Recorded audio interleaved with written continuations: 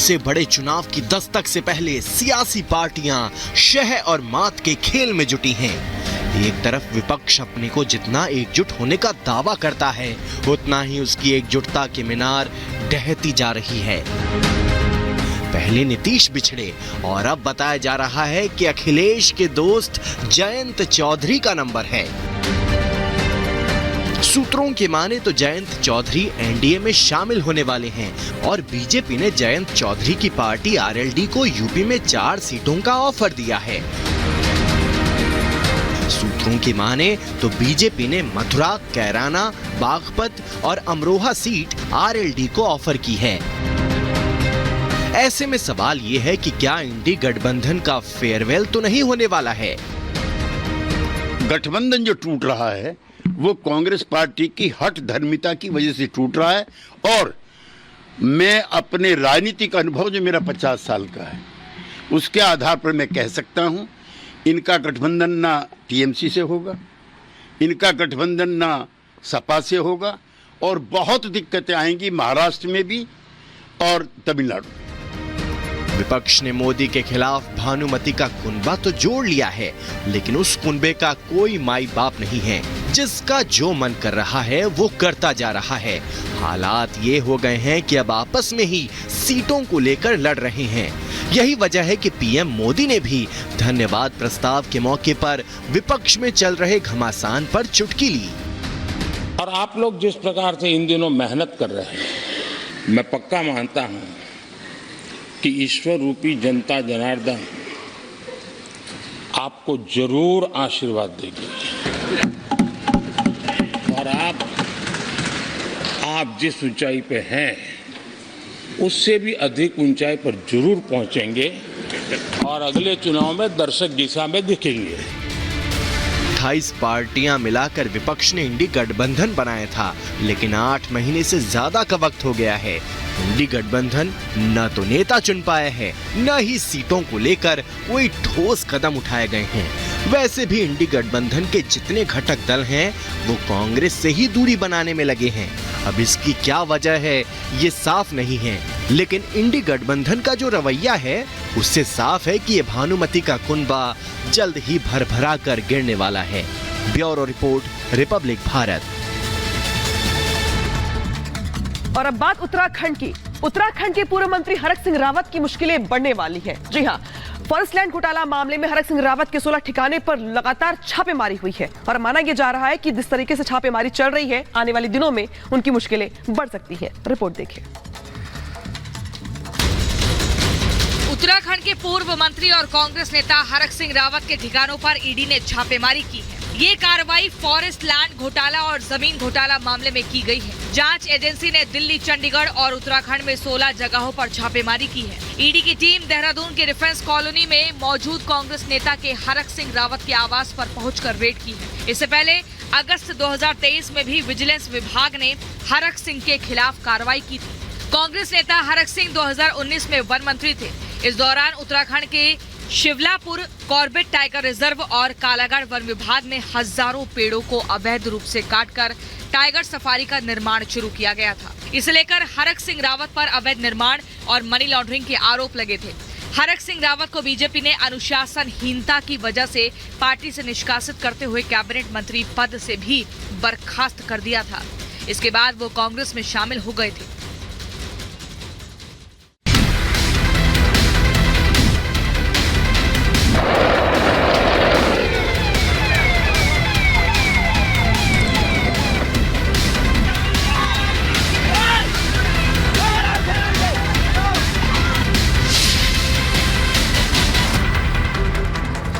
और चलिए आगे बढ़ेंगे। बात मध्य प्रदेश की हरदा की कर लेते हैं, जहां पर जांच के लिए एफएसएल की टीम पहुंच चुकी है। जांच इस मामले में तेज कर दी गई है। जहां 24 घंटे में मुख्यमंत्री ने रिपोर्ट मांगी है, वहीं एफएसएल अब तमाम साक्ष्यों को जुटाने के लिए पहुंच चुकी है। हरदा की इस फैक्ट्री में ये बड़ी जानकारी इस वक्त मिल रही है। एफएसएल की टीम मौके पर पहुंच चुकी है। घटनास्थल पर टीम मौजूद है। हादसे से जुड़े जो तमाम सबूत हैं उसकी माइन्यूटली एफएसएल की टीम जांच कर रही है। जो धमाका हुआ था उसमें 11 लोगों की मौत हुई थी, 200 से ज्यादा लोग घायल हुए हैं और अभी भी वहां पर आपाधापी की स्थिति बनी हुई है। ऐसे में गिरफ्तारियां तो हुई ही हैं, मुख्यमंत्री खुद इस पूरे मामले को मॉनिटर करें, वहीं एफएसएल की टीम भी पहुंची है। तो एफएसएल की टीम वहां पर जुटाने का प्रयास कर रही है साक्ष्य दरअसल कि किन हालातों में ये पटाखा फैक्ट्री में विस्फोट हुआ और जिस तरीके से माना यह जा रहा है दरअसल कि ये फैक्ट्री पहले भी विवादों में रह चुकी है, जिसको पहले ब्लैकलिस्ट किया गया, फिर इसको ग्रीन सिग्नल दिया गया, फैक्ट्री फिर से काम करने लगी, फैक्ट्री में मजदूर काम करने लगे।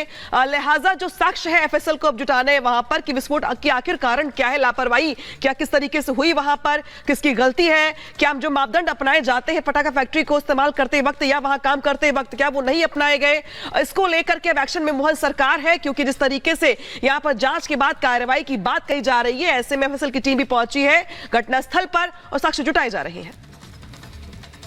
तो 150 से ज्यादा एम्बुलेंसेस को अलर्ट पर रखा गया है। मोहन सरकार इस मामले में लगातार माइन्यूटली हर चीज मॉनिटर कर रही है। एनडीआरएफ और सेना के जवान तैनात हैं।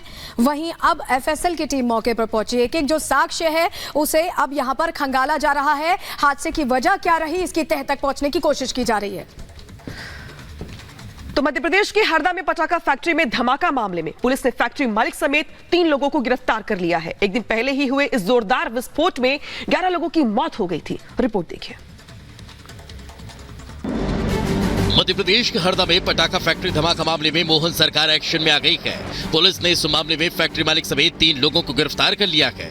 साथ ही इस मामले की जांच के लिए मोहन यादव की सरकार ने 3 सदस्यीय कमेटी का गठन कर दिया, जो इस मामले की जांच करेगी। पटाखा फैक्ट्री के मलबे में दबे लोगों का लगातार रेस्क्यू किया जा रहा है।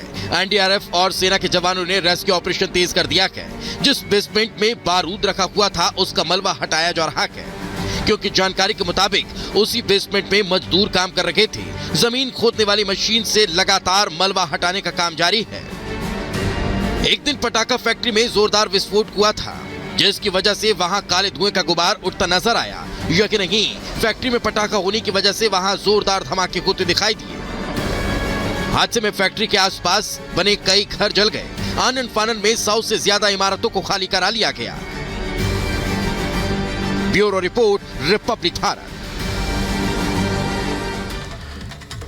और इस बीच बड़ी जानकारी मिल रही है, जहां आपको बता दें कि मध्य प्रदेश के मुख्यमंत्री हरदा जाने वाले हैं। मोहन यादव वहां पर जानकारी समीक्षा करने के लिए हरदा पहुंचने वाले हैं, क्योंकि जिस तरह की तस्वीरें आई हैं वो विचलित करती हैं। हादसा अचानक होने से कहीं ना कहीं आपाधापी का माहौल है। हरदा धमाके पर एक्शन में सीएम मोहन यादव नजर आ रहे हैं, जहां 24 घंटे में उन्होंने रिपोर्ट तलब की है। वहीं मोहन यादव अब खुद हरदा जाने वाले हैं, ये जानकारी मिल रही है। देखिए, 3 लोगों को गिरफ्तार किया गया है, लेकिन खामियां कहां पर थी इसकी तह तक जाने की कोशिश की जा रही है। घटनास्थल का निरीक्षण करने के लिए मोहन यादव हरदा जाएंगे। यह बड़ा अपडेट इस वक्त मिल रहा है। जिम्मेदार कौन है, इसको लेकर एक्शन में नजर आ रही है मोहन सरकार।